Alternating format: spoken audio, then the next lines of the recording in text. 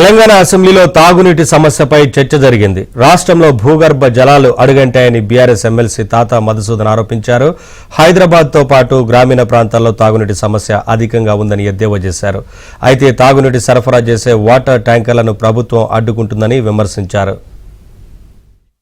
గ్రామీణ ప్రాంతాల్లో ప్రధానంగా గిరిజనులు ఎక్కడైతే నివసిస్తున్నారో ఆ ప్రాంతాల్లో నీటి ఎద్దడి ఉందనేది వాస్తవం అధ్యక్ష.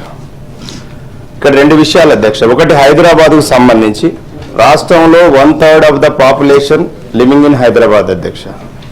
హైదరాబాద్లో ఇప్పటికే వేల ట్యాంకర్లు అనేటువంటి రోడ్డు మీదకి వచ్చినాయనేది వాస్తవం అధ్యక్ష. ప్రభుత్వమే ఒకవేళ చిత్తశుద్ధి ఉంటే ప్రభుత్వమే పూర్తిగా నీటి బాధ్యత తీసుకొని ప్రైవేట్ ట్యాంకర్లు లేకుండా వారు పూర్తి స్థాయిలో నీటి సరఫరా చేస్తే బాగుంటుందని మీ ద్వారా వారికి కోరుతున్నాను.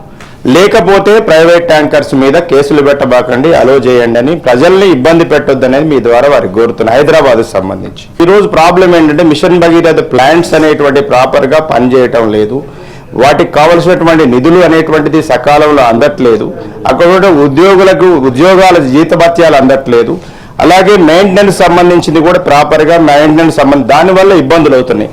ప్రభుత్వం కూడా ప్రజల ఈ యొక్క నీటి ఎద్దడిని ఎలాంటి ఇబ్బంది లేకుండా ప్రజలకు సౌకర్యం కలిగించాలని మీ ద్వారా ప్రభుత్వాన్ని కోరుతున్నది.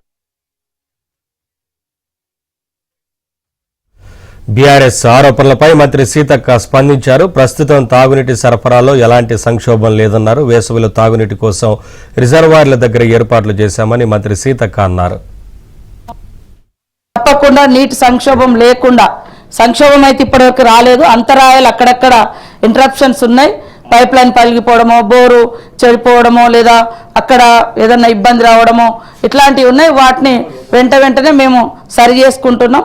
కాబట్టి మా మానవ ప్రయత్నంలో లోపం లేదు సార్. మేము జాగ్రత్తగా బాధ్యతగా పనిచేయాలని మేము కూడా ఖచ్చితంగా పనిచేస్తూ ఉన్నాం సార్. నీటి సరఫరాకి ఇబ్బంది రాకుండా కలెక్టర్లు కూడా ప్రతిరోజు మంచినీటి సమస్యపై సమీక్షిస్తూ ఉన్నారు సార్.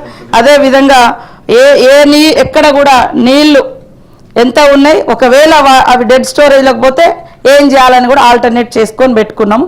మీకు ఇప్పటివరకు వచ్చే ధర్నాలు కానీ ఇబ్బందులు కానీ జస్ట్ ఇంటరప్షన్స్. మిషన్ భగీరథ పేరును కొనసాగిస్తున్నాం.